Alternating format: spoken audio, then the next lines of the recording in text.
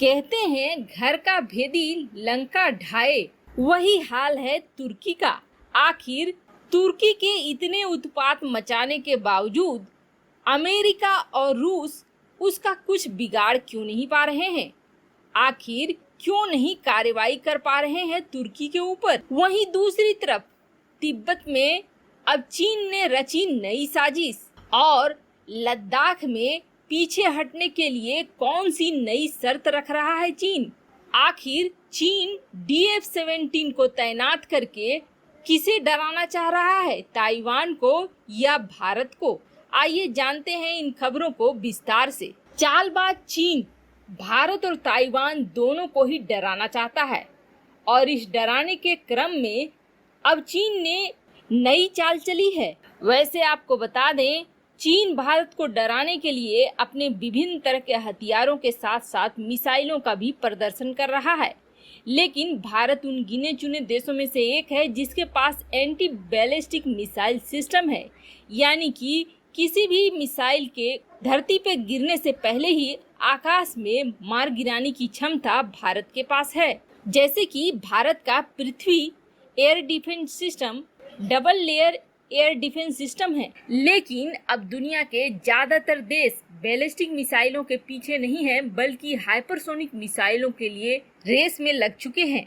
और अपनी धौंस दिखाने वाला चीन, जो कि यह मानता है कि हाइपरसोनिक मिसाइलों की रेस में वह अमेरिका से भी आगे है, उसने अपने बॉम्बर H-6N में तैनात कर दी है DF-17 मिसाइलों को, यानी कि इन हाइपरसोनिक मिसाइलों से लैस हो गई है चीनी बॉम्बर H-6N।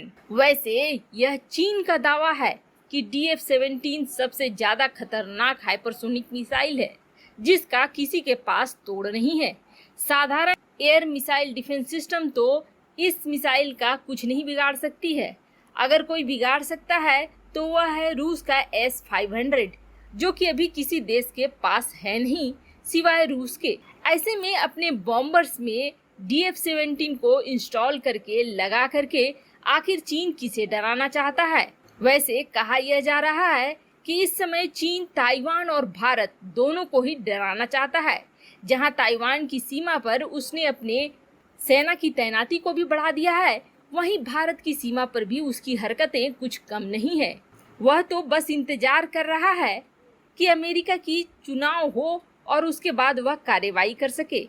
अगर ट्रंप सत्ता में नहीं आते हैं तो चीन के लिए बड़ा ही आसान हो जाएगा ताइवान पर कब्जा करना, क्योंकि नई सरकार ताइवान का साथ देगी या नहीं देगी यह निर्भर करता है उस सरकार पर। वहीं भारत की बात करें तो भारत जैसे जैसे चीन डराने की कोशिश कर रहा है भारत को और अपनी मिसाइलों को दिखला रहा है, वैसे वैसे भारत और भी ज्यादा मजबूत होता जा रहा है और अपनी तरफ से उन मिसाइलों की काट और नए मिसाइलों को तैनात करते जा रहा है। जैसे कि DF-17 के लिए नई काट आ रही है, वो भी एक प्राइवेट फार्म के जरिए, जिसका हमने कल आपको बताया था। वैसे दूसरी तरफ लद्दाख में पीछे हटने के लिए चीन ने एक नई शर्त रखी है। हालांकि उसकी शर्त में उसकी साजिश साफ साफ दिख रही है। आखिर चीन ने क्या शर्त रखी है जानते हैं जल्द ही। लेकिन इससे पहले आप ये जाने कि आखिर रूस और अमेरिका तुर्की का कुछ क्यों नहीं बिगाड़ पा रहे हैं। अमेरिका, जिसे ईरान के ऊपर प्रतिबंध लगाने में तनिक भी देर नहीं लगता है, यहाँ तक कि जब उसके प्रतिबंधों की समय सीमा समाप्त हो रही है तो उसके बढ़ाने के लिए वह संयुक्त राष्ट्र संघ तक पहुँच जाता है। लेकिन नाटो देश होते हुए भी तुर्की अमेरिका और नाटो के नियमों का उल्लंघन करके रूस से S-400 खरीद रहा है। लेकिन सिवाय अपने F-35 के प्रोग्राम से तुर्की को बाहर निकालने के और मौखिक धमकी देने के अलावे अमेरिका ने अभी तक तुर्की का क्या बिगाड़ लिया है? तो वहीं दूसरी तरफ बात करें तो खुलकर अजरबैजान के समर्थन में आ गया है तुर्की और अर्मेनिया के खिलाफ खड़ा है। वह अर्मेनिया जिसका रूस के साथ बहुत ही अच्छा संबंध है, फिर भी रूस तुर्की के खिलाफ सीधे सीधे क्यों नहीं आ रहा है? भले ही बातों से तुर्की को धमकाने की कोशिश कर रहा हो, लेकिन सीधी कार्रवाई नहीं कर रहा है। इन सब के पीछे भी बड़ा कारण है। तुर्की अमेरिका और नाटो देशों के साथ करीब 70 सालों से रहा है, ऐसे में नाटो संगठन की कमी से लेकर खूबी तक हर चीज उसे पता है और नाटो संगठन किस तरह से काम करता है ये भी तुर्की को बहुत ही अच्छे से पता है। अगर इस वक्त ट्रंप जिस तरह से तुर्की ने S-400 का परीक्षण करा और अमेरिका के F-16 विमानों को टारगेट भी बनाया, उसके बाद भी अमेरिका ने तुर्की के ऊपर प्रतिबंध नहीं लगाए और बर्दाश्त किया, उसके पीछे यही बड़ी कारण है कि अमेरिका नहीं चाहता है कि तुर्की उसके हाथ से निकलकर रूस के पाले में चला जाए, क्योंकि तुर्की एक अलग संगठन बनाने के चक्कर में है जहां वह मुस्लिम देशों का खलीफा बन जाए और रूस दूसरी तरफ इस चक्कर में है कि कैसे यह नाटो संगठन से टूटकर रूस की तरफ आ जाए। इसलिए रूस तुर्की की बदतमीजियों को आर्मेनिया में बर्दाश्त कर रहा है और अमेरिका तुर्की के ऊपर कोई बड़ा एक्शन इसलिए नहीं ले रहा है कि तुर्की सीधे सीधे जाकर रूस से न मिल जाए।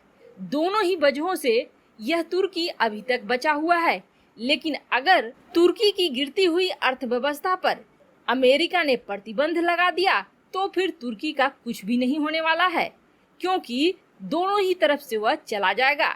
ऐसे में न वह घर का रहेगा और न ही घाट का रहेगा। वहीं दूसरी तरफ चीन ने भारत के साथ एक शर्त रखी है।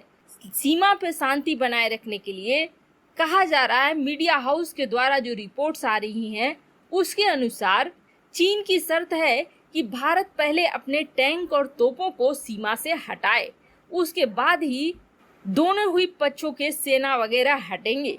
लेकिन भारत इसको मानने को तैयार नहीं है। इसके पीछे बड़ा कारण है, चीन ने इस तरह से अपने सड़कों का जाल बनाकर रखा है कि उसे वापस तैनाती करना कोई बड़ी बात नहीं होगी, लेकिन भारत के लिए ये बहुत बड़ी बात होगी, क्योंकि चीन पर भरोसा नहीं किया जा सकता है। एक बार टैंक और तोपें हट गईं और अचानक से चीन ने कार्रवाई कर दी, हमला कर दिया, तो फिर भारत को संभलने में बहुत वक्त लग जाएगा। यही वजह है कि भारत ने इसके लिए साफ साफ मना कर दिया है और भारत का कहना है कि पहले चीनी सेना अप्रैल वाली स्थिति में वापस जाए, उसके बाद ही भारतीय सेना अपने साजो सामान को वापस लाने पर विचार करेगी। अब इस शर्त को तो माना बिल्कुल भी नहीं जा सकता है। भारतीय सरकार अब चीन के चाल में फंसने वाली नहीं है। वैसे आपको क्या लगता है, इस तरह की शर्त रखकर चीन भारत को फंसाना चाहता है? कमेंट कर अपनी राय जरूर बताएं। जल्द मिलते हैं अगले वीडियो में नई खबर के साथ। चैनल पर अगर नए हैं तो जरूर सब्सक्राइब करें, वीडियो को लाइक और शेयर करना न भूलें।